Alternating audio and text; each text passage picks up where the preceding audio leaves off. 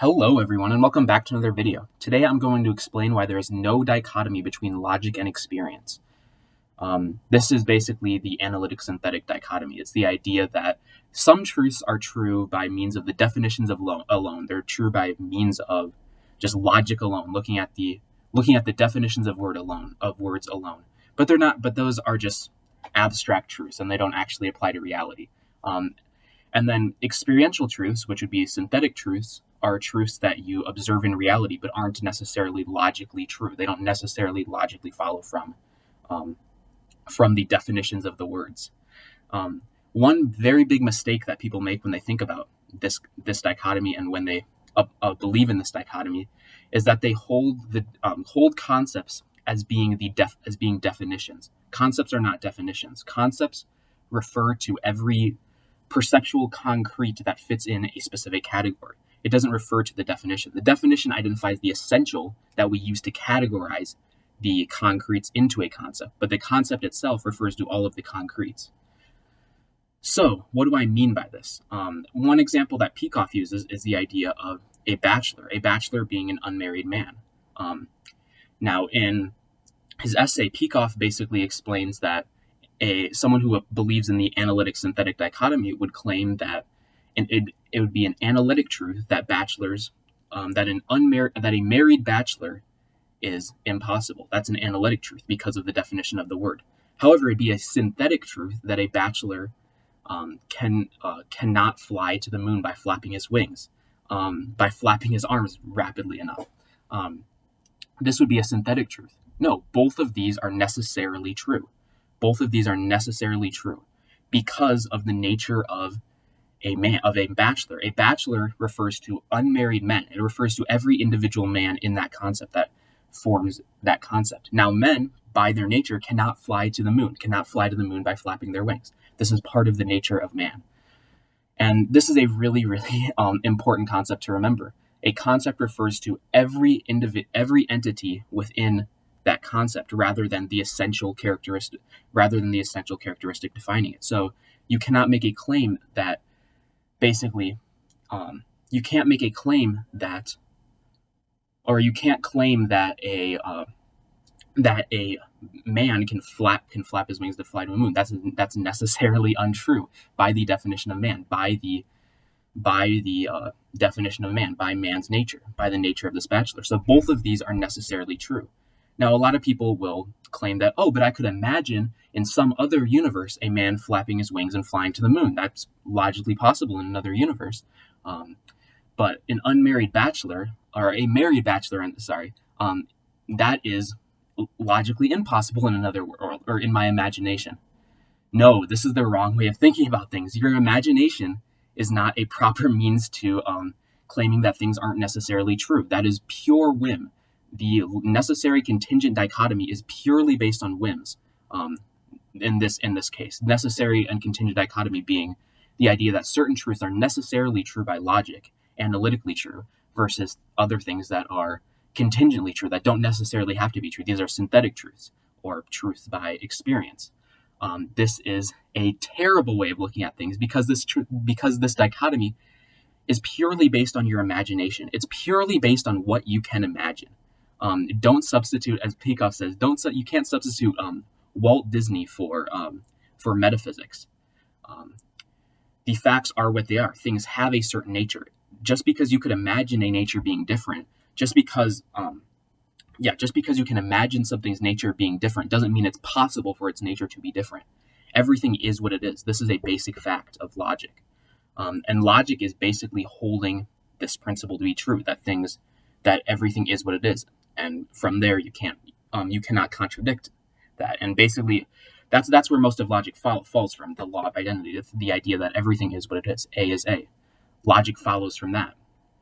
Now, you can't define things according to their essential alone and drop everything else, drop all the context, drop all the other attributes of this, concept. You cannot do that because a concept is defined by all the perceptual concretes that are formed into that concept. It's not defined. Well, the definition is its essential, but a concept is not its definition. A concept refers to all the concretes within the concept. So, what does this mean? It means that the analytic-synthetic dichotomy is not true. It means that is a bad dichotomy. Things cannot be logically true, but not experientially true, and things cannot be experientially, I don't know if that's a word, true by experience and not true logically. That's not how reality works. Logic needs to be based on reality, and experience follows logic, because things are what they are and behave according in logical ways. This is a fact of reality. Something cannot. Well, so let's look at each of these individually. What would it mean for something to be experientially true or true by experience? I don't think experientially is a word. I think I'm just making that word up. But so I don't think. So what would it mean if something could be true by experience but not true by logic? It would mean that things are not acting according to their nature, which contradicts the basic laws of reality, which contradicts every single thing that we perceive, because we see things behave according to their nature everywhere. If I drop this phone, it drops. If I drop a balloon, it rises in the air. Things behave according to a certain nature. Everything has a nature, and it behaves according to that nature. We know this from reality. The alternative here would be a world of miracles, a world of pure randomness where anything can happen at any time. And this is not the world we live in. This is not the world we observe. I can't give you some logical, deductive proof that miracles can't happen. All I can do is point. I can point to reality. If you are looking at reality, if you're living in reality, you'll know what I mean. You'll know what I mean. That things are going to behave according to their nature, and experience cannot contradict logic. Experience cannot contradict the nature of things. Experience cannot behave in illogical, miraculous ways. Just look at reality. If you believe that things can do that, you're not looking at reality. You have to be being evasive. And now, why can't I give you a deductive proof of this? Why can't I start with a bunch of premises and just deductively prove that things have to behave according to their nature? Because to have proof to begin with, you have to believe that logic holds. You have to believe that things behave according to their nature. You have to look at reality first and see that things behave according to their nature. So I can't give you some deductive proof that things behave according to their nature, since that is the basis for proving anything itself. That's the basis by which you live in reality. So this isn't an argument, but you contradict that by believing, or by living at all, you contradict the belief that miracles can happen, that things can happen in experience that are illogical. By living at all, by thinking at all, you contradict that fact. Now, that all I've proved there is that you're being a hypocrite by believing that. Now, what you need to do is look at reality and induce causality for yourself. Stop being evasive. Induce causality for yourself. Now, what would it mean for something to be logical, to be logically possible, but not possible by experience? This also makes no sense. It shows that you are not looking at reality and you're not defining your concepts properly. If something can be logically true for a concept and not true by experience, you're looking at logic wrong. You've misdefined logic. You're looking at concepts wrong. You think that concepts are defined by their definition rather than by the perceptual concretes that form that concept. That's the main problem that you have there. Things behave according to their nature, and that's basically what logic identifies. It doesn't. Now, something cannot be logically possible, but not possible through experience. That doesn't make any sense.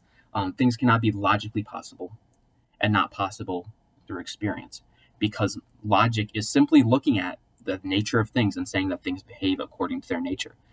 Now, if a thing has a nature that it can't do a certain thing, it cannot be logically possible for them to do that certain thing. Look at the bachelor who flaps his wings and flies to the moon as an example of this. Some people would claim that that's logically possible, but not possible by experience. That's not the case. That is not, it is not logically possible for a bachelor to flap his wings and fly to the moon. That is not possible because of because of what a bachelor refers to. It refers to all the unmarried men in the world. And those unmarried men, we know through induction, we know through forming that concept, that these men cannot fly to the moon. These men cannot flap their wings and fly to the moon. We know that. So it's logically impossible. Logic comes from experience. Logic is not a priori. Logic comes from experience. Because what logic does, logic is basically this process of, I might be misdefining it here, but basically a process of identifying the nature of things and through non-contradiction, looking at that nature and coming to conclusions based on that nature. That is basically what logic is, and it starts with experience. It has to start with experience. You can't use logic on non-experience. You can't use logic without first referring to reality. That's not logical. So yeah, it's so basically, in the end conclusion, from what I've been trying to talk about at the end of this video, things cannot be true through experience and not true through logic. Just as things cannot be true through logic, but not true through experience. Logic and experience are interconnected, and if you disconnect them, logic basically becomes, if you say something can happen logically apart from experience, your logic is arbitrary. Your logic is not connected to reality. Your logic is completely arbitrary. So that kills your thinking process. And if you claim that experience is not logical, you can't know things from experience. This analytic-synthetic dichotomy is a way to destroy knowledge. It's a way to absolutely destroy your mind. Because if you can't know things in reality that are true, because experience is not logical, you can't know perceptual things. And if logic is just arbitrary, also, you can't know things through logic. So you can't really know anything under this synthetic analytic dichotomy, and that's the problem. So integrate logic and experience. That's really all I can say. This was a really complex video. My first take of this, when I was taking it, I had to stop 3 minutes in because I was like, holy shit, I was not prepared for how difficult talking about these concepts would be. So odds are I might have misstated something at some point in this video, so feel free to correct me in the comments. I think I got everything right in this video. I hope I explained it all well. But either way, this channel is a growing process for me to help me explain these extremely difficult concepts. This stuff is complicated. And for those of you who would be interested in learning more, this book, Introduction to Objectivist Epistemology. Most of the things that I talked about were from Peikoff's chapter. Where is it? What's the title of it? Were from Peikoff's essay, The Analytic-Synthetic Dichotomy. I tried to summarize that as concisely as possible and explain it as best as I could. That was basically what this video was about. But yeah, the analytic-synthetic dichotomy is a way of destroying knowledge, and that's basically the main point of this video. And it's a really complex topic. It's a really, really difficult topic if you haven't thought about it much before, but it's very important because it really does form the basis for all knowledge. It forms the basis for how we know anything at all. And it's extremely important to understand and grasp some of these differences or some of these mistakes that people are making here. So yeah, I hope you guys got something out of this video. I hope I explained this well. Feel free to correct me in the comments. I'm learning along with you guys.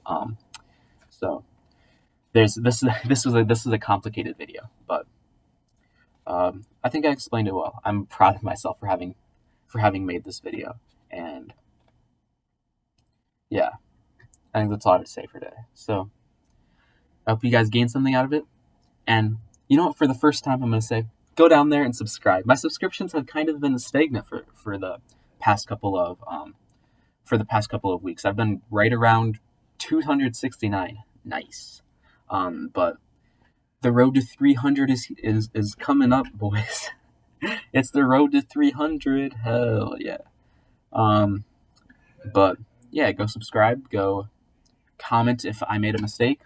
Go comment if you disagree. If you're Oh man, I know for sure that somebody's going to disagree. There's someone in the Discord server who I know who's going to definitely disagree with this video, um, and yeah, for sure. It's been a good time. It's been a good time talking with y'all. But now I'm just stalling, so I need to end the video up. I'm kind of just rambling at this point. So thank you all for watching, and I hope to see you all in the next video. Peace.